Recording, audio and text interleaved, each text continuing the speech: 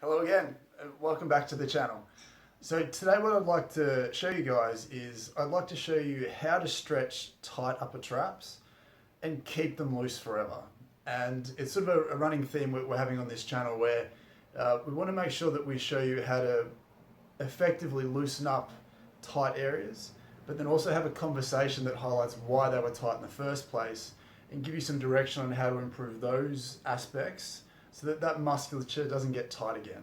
And one of the things that I guess plagues modern stretching is this idea that you have to keep doing it, that to keep your hamstrings loose or your upper traps loose or your calves loose, you just have to keep stretching, and it's up to you to keep doing that to keep them loose. But what we forget is that the normal state of muscle is not tight.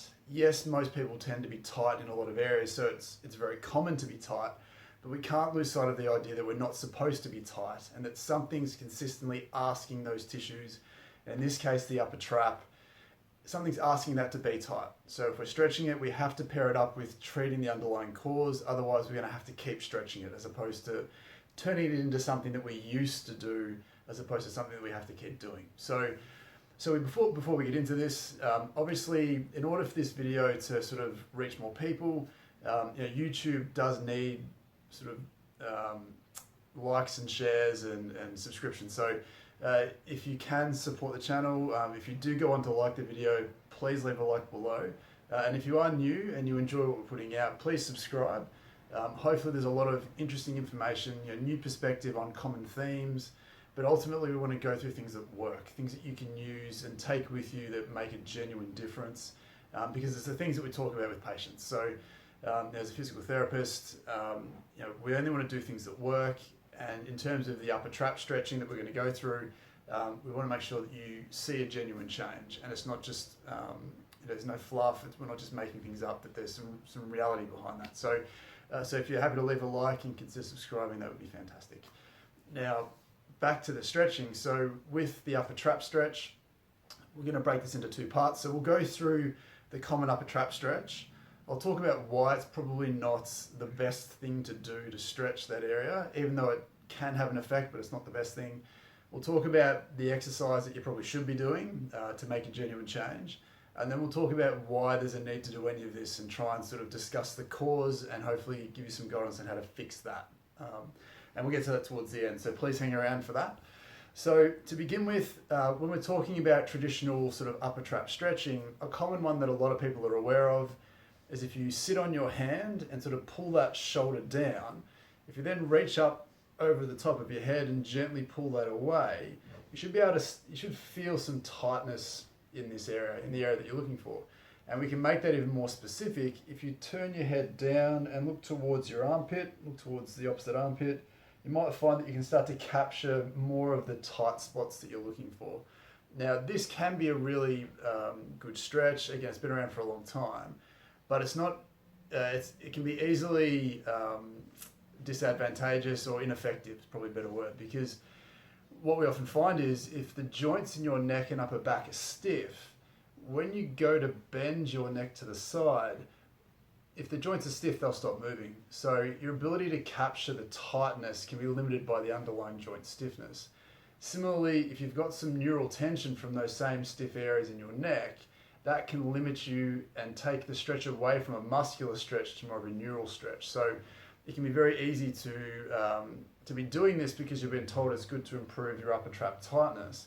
But ultimately, all you can be doing is just putting your neck in a position and keeping it there for 30 seconds without actually making genuine change to the muscles at the back, at the side there. So instead, what we want to do is we want to take a ball, a lacrosse ball or a tennis ball, and we want to go after the joint stiffness underneath.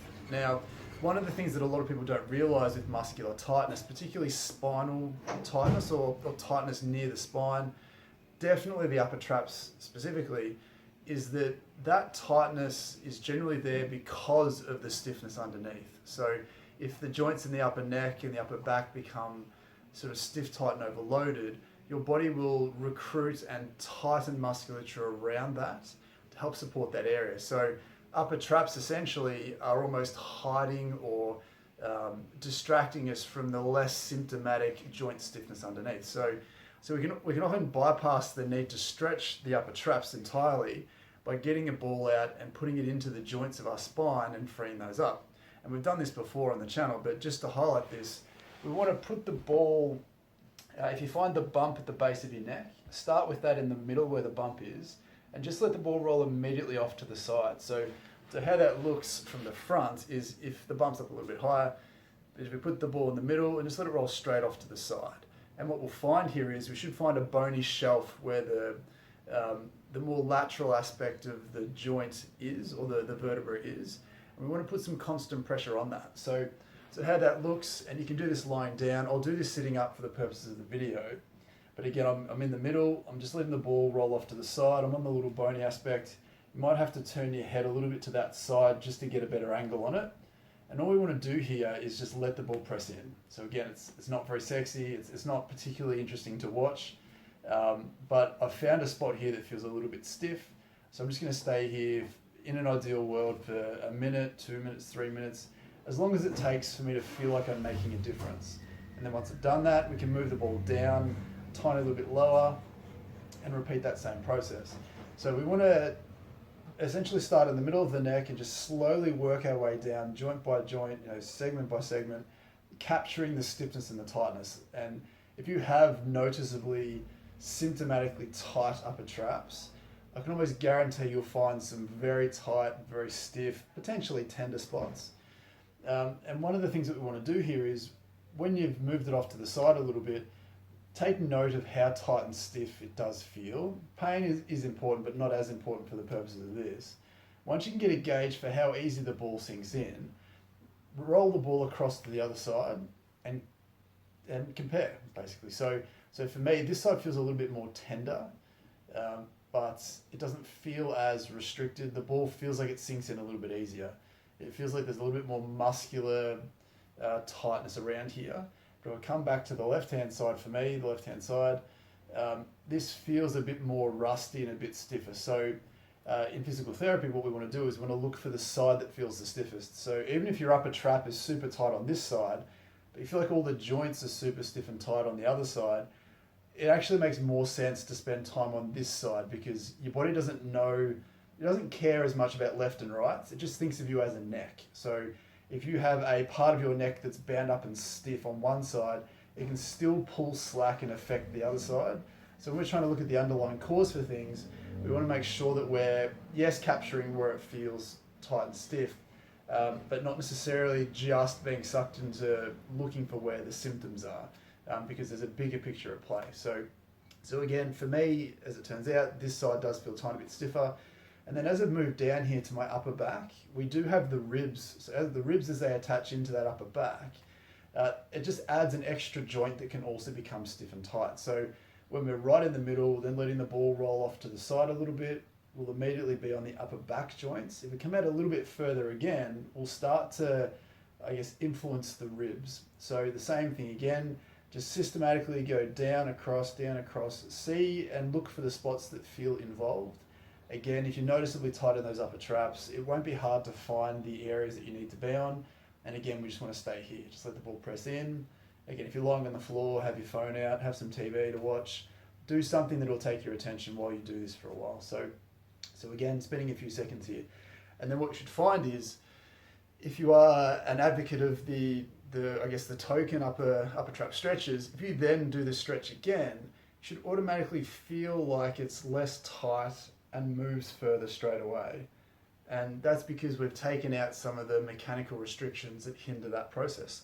So for me, it feels looser than it did before, which is the point. So I guess the point of this is to say, look, the upper trap stretching can be hit and miss, mainly because a tight upper trap, although it feels tight, isn't just a tight upper trap. It can be a whole bunch of stiff joints underneath that also need to be addressed if we're trying to chip away at the reason why that's become tight. So if you feel that a particular position really gives you some good access to that tightness, feel free to keep it up. If it works, you can't argue with results.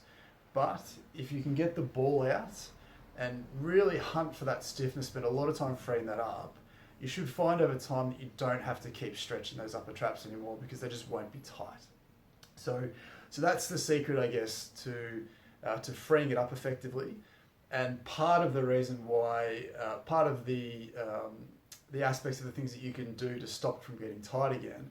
But there's a bigger picture again at play here, which is asking all of that to happen in the first place. So again, if you're stretching those upper traps, even if you're freeing up your neck and upper back with the ball, it's going to keep happening unless you do this one thing. And what that is the positions that you put your neck and shoulder into define how it feels. So if you're always in a good posture where you're up tall, shoulders comfortably back, there's almost no reason for your tissues to get stiff and tight in the first place, because that's the shape and the position they're designed to be in.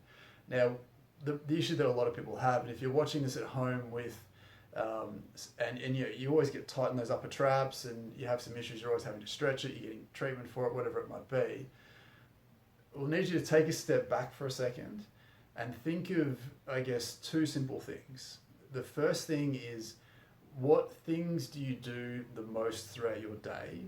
And if it's not one thing, we're looking at the position that you're in the most. So for most people, that's working at a computer, watching TV, using their phone. It may not necessarily be one specific activity, but there's most likely going to be a common theme amongst the shapes that you're in. So I can be on my phone, just to highlight this position. So I can be in a rounded position on my phone. I can be in the same position on the computer. I can be in the same position driving my car.